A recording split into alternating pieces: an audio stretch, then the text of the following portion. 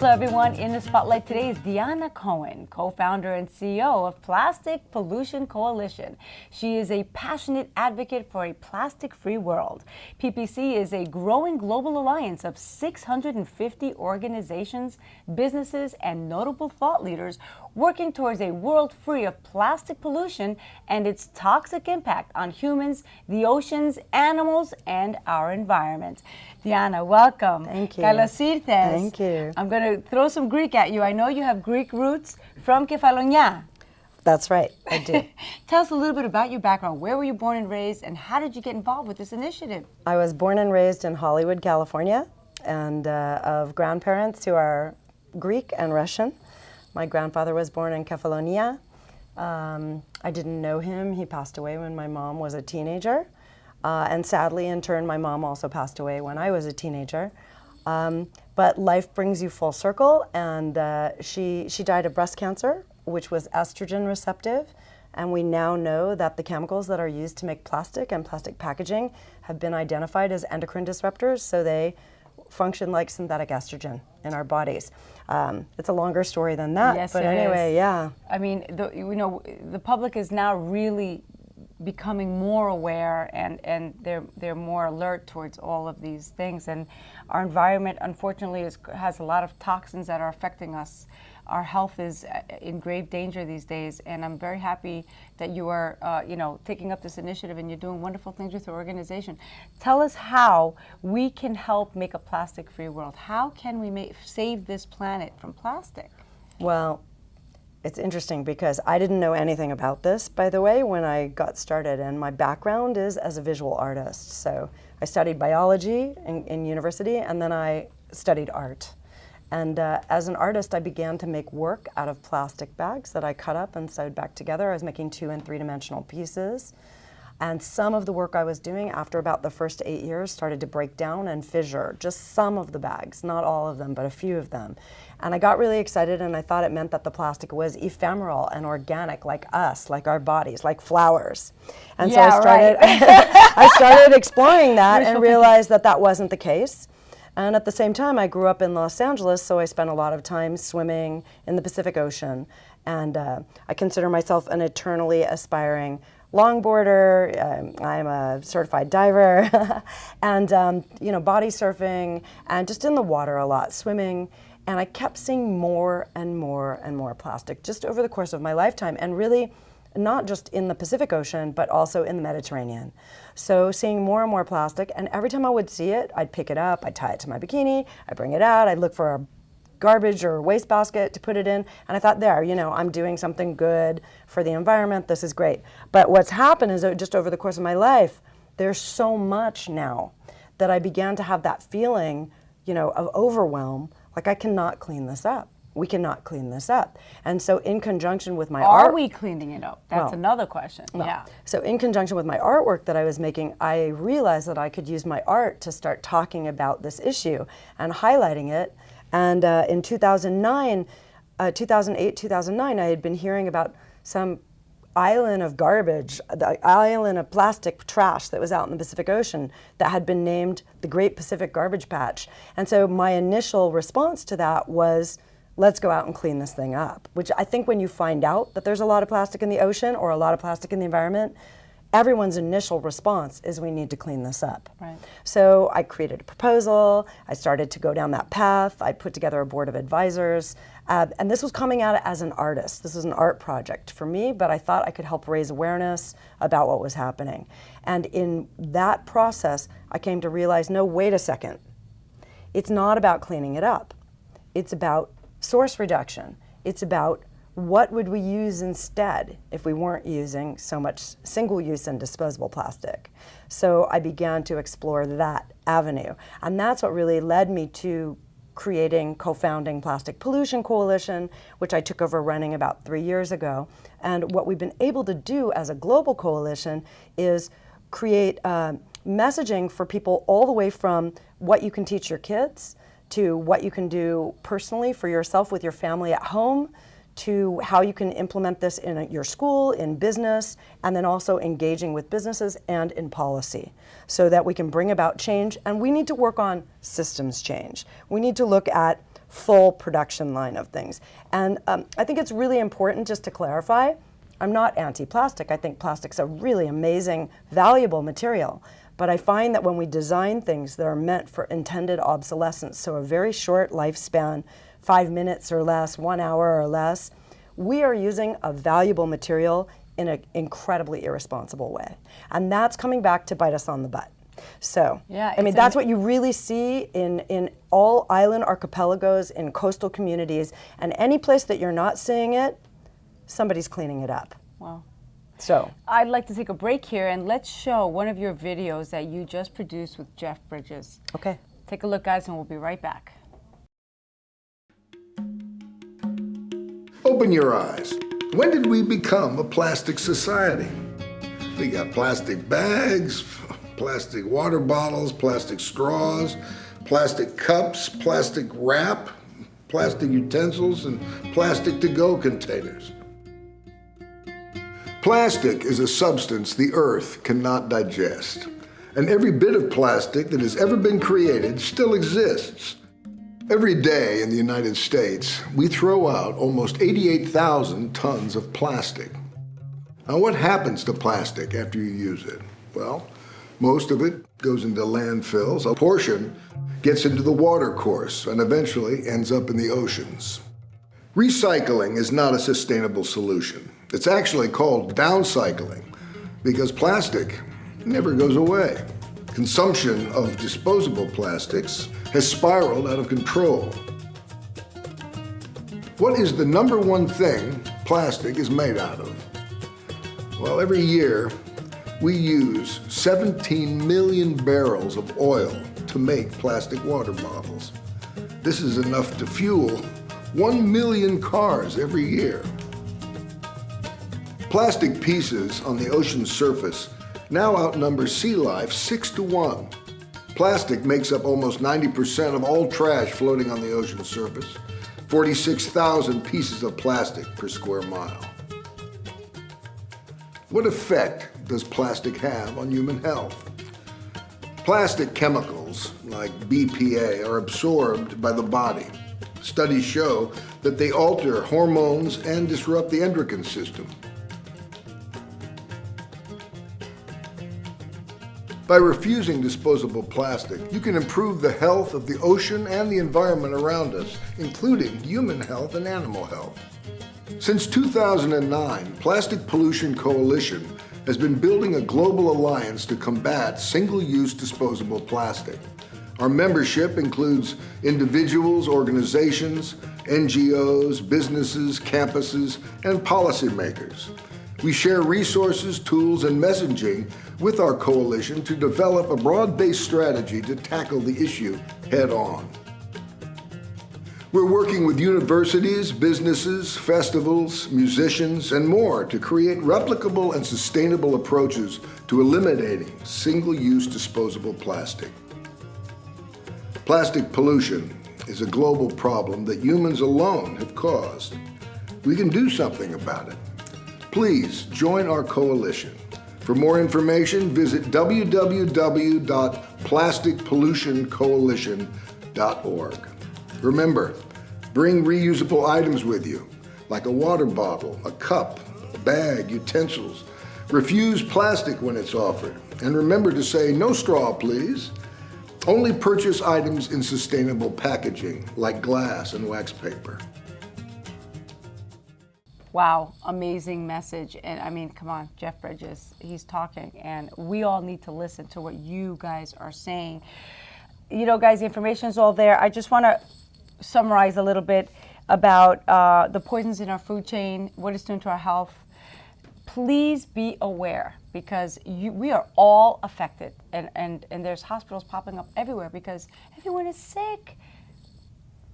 Well, and the thing about the chemicals that are used to make plastic, whether it's a bioplastic or a fossil fuel-based plastic, the additives are chemicals. You may have heard of BPA, bisphenol A, but if it says BPA free, then they're using BPB or BPC or BPS or BPZ, which have been found to be equally bad, if not worse. And no plastic, guys. There's no escaping this. It's just not to happening. package our food and beverage is not a great idea, is what I would say to people. And also, it's really a bad idea to heat your food in it and to store food in it. So microwave. Yeah. Microwave in general, Yeah. I'm not a fan of, Right. and I rarely use it. Yeah, I have a fear. So these chemicals in humans have been linked to, when I'm talking about bisphenols and phthalates, have been linked to obesity and diabetes, to lower sexual function, sterility and infertility, and to breast cancer, brain cancer, and prostate cancer. And then babies exposed to these chemicals in utero, so it's been linked to shortened anogenital distance, smaller penis size, feminization of boys, so boys getting kind of pudgy breasts, early menses in girls, and lower IQ. And all of this is with plastic. Please be more aware of your home, of your environment, of your health, of your people, of the planet. I'd like to go into also how it's affecting our food chain in the fish and all the animals that are eating bottles. I think a lot of and birds. well, not just that animals are potentially swallowing or eating bottles or plastic, because it's horrific, literally, to see animals tangled up in everything from six-pack rings to the little round thing that when you unscrew, when you break that on a seal on a milk bottle or something like that, to see a little ring like that, have an animal crawl into it when it's small and then have their body deformed and grow around it is pretty horrific. There was a video that went viral of a straw stuck up a turtle's nose, and some scientists from Texas A&M removed it. And that video went completely viral. But the thing is, you don't think about that when you're drinking your frappe with 2 straws in it. No one's thinking. It's part of our life. Yeah. So it's kind of like, we have to be more aware that, some things are not. But well, I would say it's been really fun. Our plastic-free island project that we started about 6 years ago in Greece, in Kefalonia, has been really fun because kids get it. And one of the things we did with the kids is we gave each one a reusable stainless steel, food-grade stainless steel straw. And the kids or paper, guys. Yeah, the kids were so excited about that. Actually, there's also glass versions, and there's rye wheat that people are growing. So natural rye wheat straws that's just, they break right down in the compost. But this was really fun to share with the kids. And all of the kids afterwards in Argostoli marched around town saying, "Ohi kalamaki." And it was so cute and so cool. And I thought, you know what? How cool is that? You're 4 years old and you get permission to say no to something. Let's educate our kids. Let's educate, just everyone, our neighbors, ourselves. Tell me about your work in Greece. I know you go back often, and you're a big advocate, and you visit the villages, and you've noticed some differences in the villages, although they're like 5 minutes apart. Yeah. So on different occasions when I've been back in Kefalonia, I've been invited to kind of village festivals, and depending on which villages I've gone to, at one, all the food is served really beautifully on ceramic plates with real glasses and linen napkins and utensils, real utensils. And I go to another one in an equally beautiful village where everybody has little gardens and farms, and it's all in front of the church and the street, and everybody's eating on plastic, out of plastic. Yeah. And I'm like, where is the disconnect here? And it makes me, this is a conversation that comes up often with friends. Some friends of mine just had a barbecue recently, and they called me from Costco. And they said, "Oh my God, what do we do? We're at Costco. What do we do?" And I said, "Well, I'll just how many people are you having?" And they said 30. I said, "I'll just bring you some of my stemless wine glasses, and you can borrow them from me, and then put them in the dishwasher and give them back to me in a couple days." And they were like, "Oh, okay, you're saving us. That's so great." But then afterwards they thought, and I said, "I'll bring you some linen napkins. I have a basket full of them."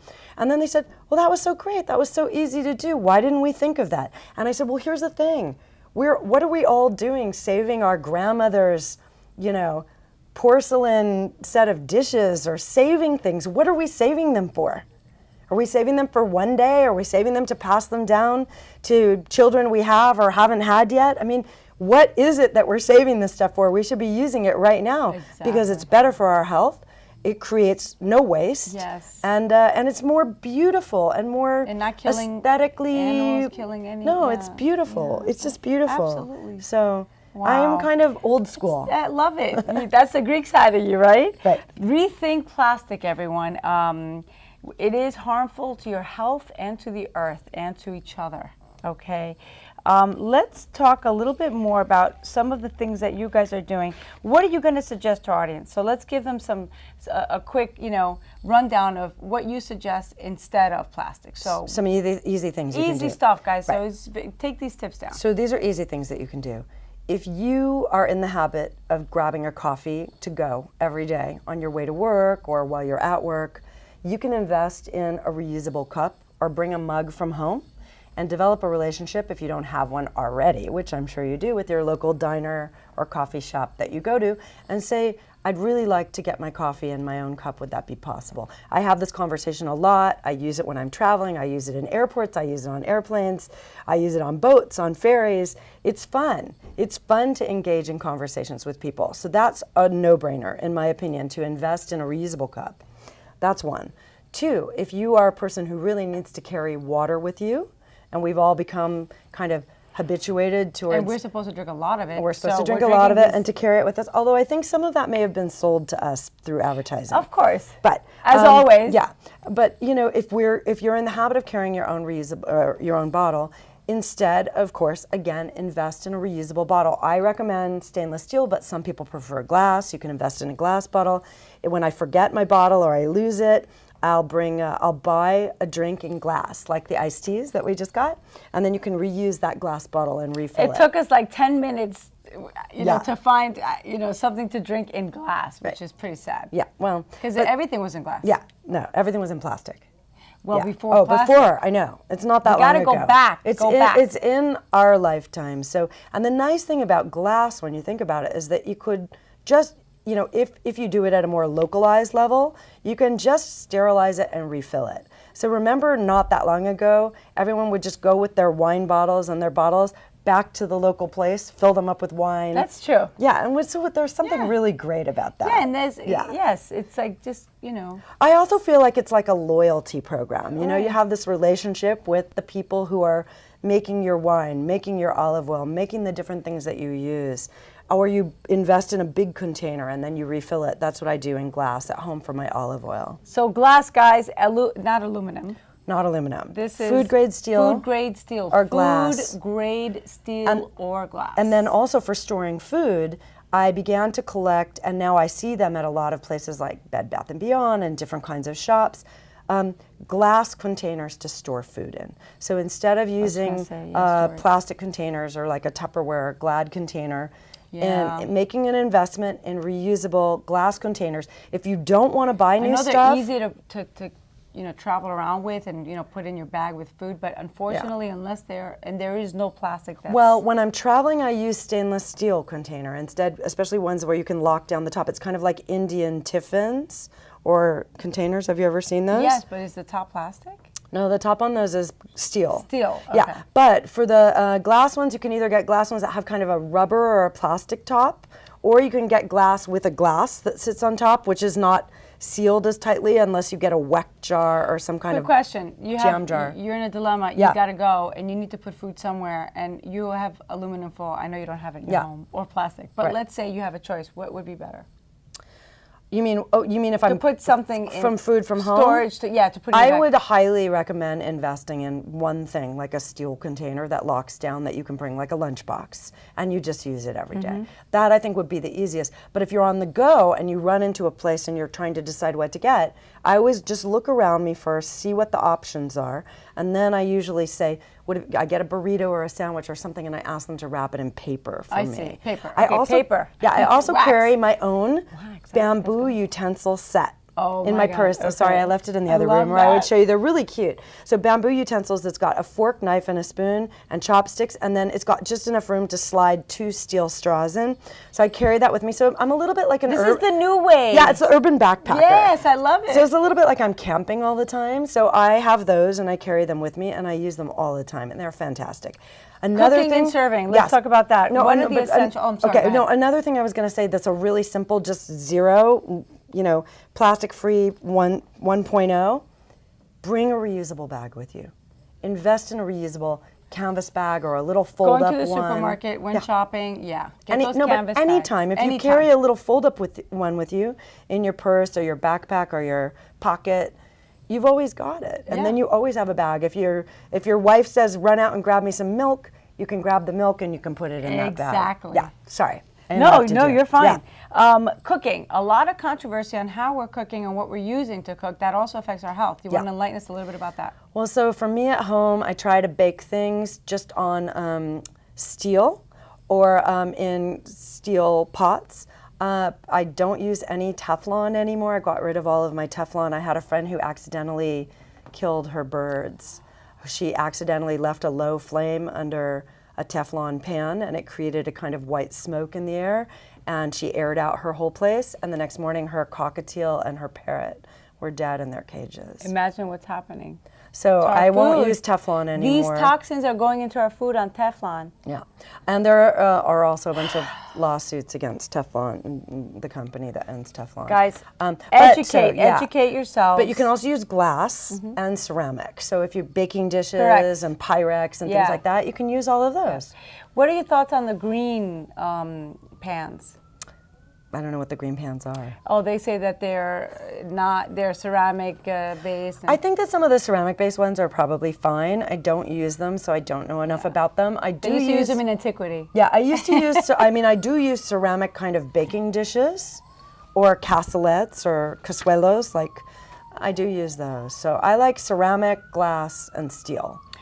There you have it, guys. Dianna told us all about everything we need to know to reduce your plastic footprint. And a very important person who is reducing his plastic footprint and is an example to everyone is our ecumenical patriarch Bartholomeos. He is green. We like to call him the green priest and the leader of our Orthodox religion. And he's a great example to us all. You do a lot of TED Talks, and this is the only way that we can help get to where we need to be plastic free is to pass the information on. And that's important. You started it. Let's help you echo your message. And I'm just going to cut to a really quick TED Talk to give them an example of some of the things that you do. I'm Dianna Cohen. I'm a visual artist, and I've been making work for 22 years, a little bit longer, out of plastic bags that I cut up and sew together. I make 2- and 3-dimensional wall pieces. I show them in galleries and foundations. I've shown them around the world. In working with the plastics for all of these years, I've come to learn some things about the material. After about the first 8 years, some of my pieces started to fissure and break down into smaller pieces, and I thought it meant that the plastic was ephemeral, like us. I also love the ocean. I love the sea. I grew up on the Pacific Ocean in California. I will jump in the ocean at the drop of a hat. If you dare me, I will jump in. I love to swim. I'm an eternally aspiring longboarder. I scuba dive, I snorkel, I body surf. But over the years, I began to notice more and more in the course of my life a lot of plastic in the ocean, a lot of plastic in the sea, plastic in the Mediterranean. And at first, when I'd see it, I'd try and pick it up, tie it to my bikini. I'd come out looking like a bag monster, and then look for a garbage can or look for something to put it in. And I didn't really give it a lot of thought. It was just something that seemed natural to me. I enjoy the ocean. I see plastic garbage. I need to pick it up. Then I heard about something called the Great Pacific Garbage Patch.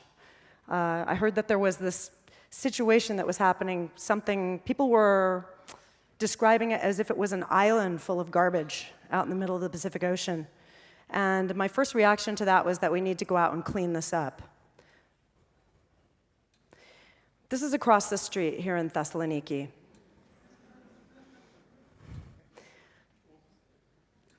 This is also across the street. So Thessaloniki and the Aegean Sea, the Mediterranean, this is not a unique problem. Plastic pollution is a problem all over the world. We see this everywhere. We see it in all coastal communities and on island archipelagos. Dianna Cohen of the Plastic Pollution Coalition, Plastic Free World. Thank you so much for being with us. Thank you for having me. Where can someone get in touch with you guys, or if they want to get involved, what can they do? Well, you can find information and templates about the work we do at plasticpollutioncoalition.org. We're also on Twitter, on Facebook, on Instagram. We're at Plastic Pollutes. We're Plastic Pollution Coalition. I'd love everyone in the world to join our coalition. All individuals are welcome, businesses, schools, students. We need everybody on board. Let's help support, guys. A message to our viewers. My most basic message I always ask is for people to take that idea of the 3 R's, reduce, reuse, recycle, and add a 4th R onto the front, which is, whenever possible, to refuse. Refuse plastic. Refuse single-use and disposable plastic. That's it. And pick up your straw. Let's join the fight in a plastic-free world.